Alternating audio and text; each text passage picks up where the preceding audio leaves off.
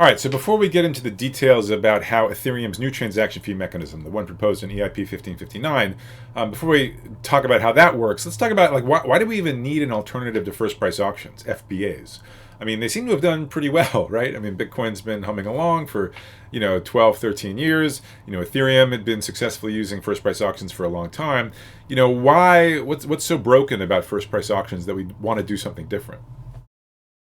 So one of the big issues with first price auctions, and this is true not just in a blockchain context, this is true in lots of different application domains, it's just hard to figure out how you should bid in a first price auction.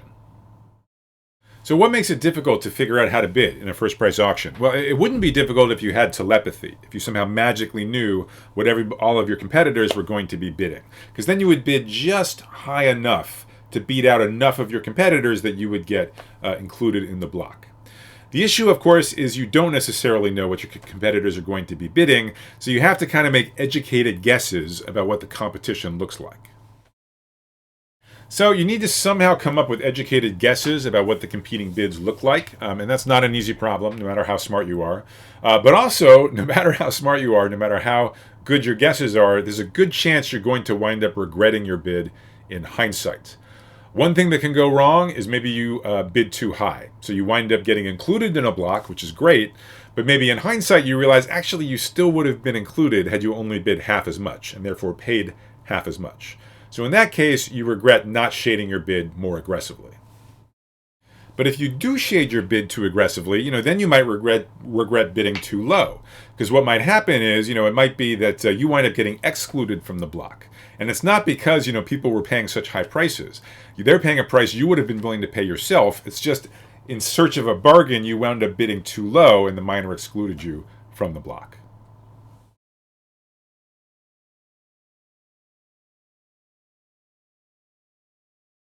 Now, some of you who may, actually submit transactions to various blockchains like Bitcoin and Ethereum, you may or may not have had the experience of actually manually attaching a bid to your transaction.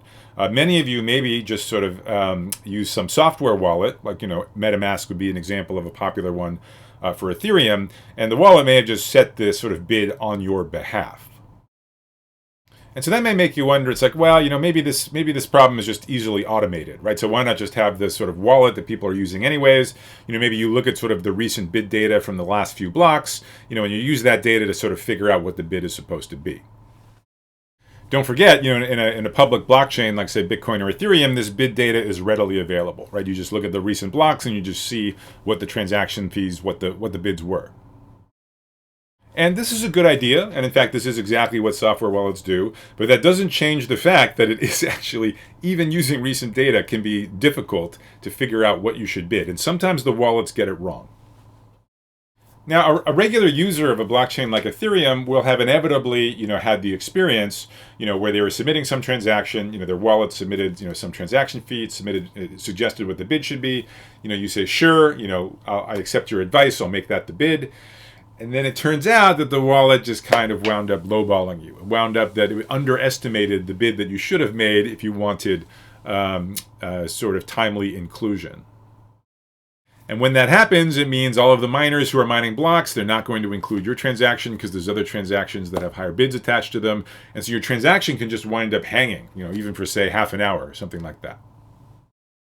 So that's obviously sort of very frustrating as a user of a blockchain. If you think your transactions, has the right fee attached to it, and then it winds up being too low, and it winds up just hanging for a long time.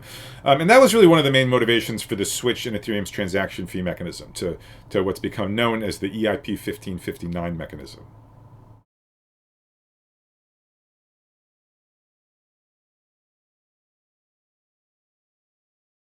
All right, so what would it look like? What would it mean for bidding to be easy in a mechanism?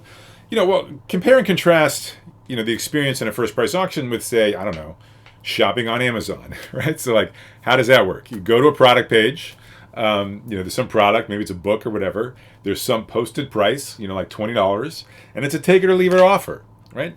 Buy the book or don't. It's your choice, right? Either that book is worth $20 to you, in which case you're obviously going to buy it, or it's not worth $20 to you, in which you're obviously not going to buy it, and you're not going to regret it after the fact.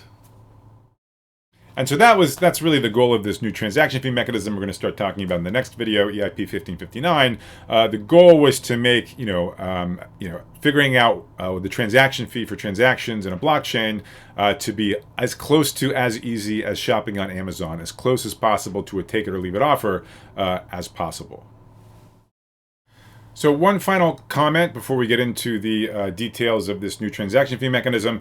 This comment is going to be for those of you that have heard of and are wondering about what's known as second price auctions, or also called Victory auctions. If you've never heard of second price auctions or Victory auctions, I would recommend just stopping the video now because you don't need to know them for anything else that we're going to discuss.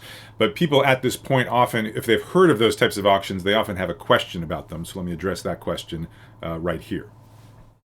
So if you have heard of second price or Victory type auctions, you may have sort of been reminded of them when I was talking about sort of, making bidding easy. Because if you remember what those auctions look like, those are bids where by design, bidding is really easy.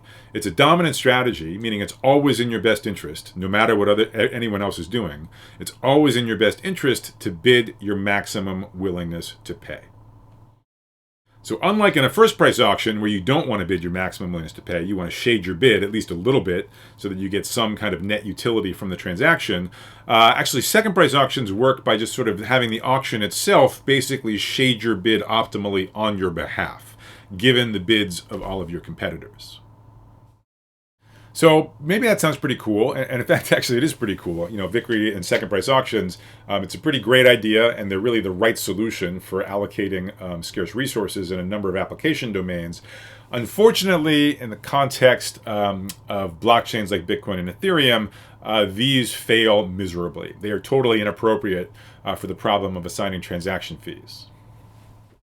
Specifically, you are trusting the seller, or whoever it is who's running the auction, that they won't kind of nefariously inject additional bids just to manipulate the price that you're going to wind up paying.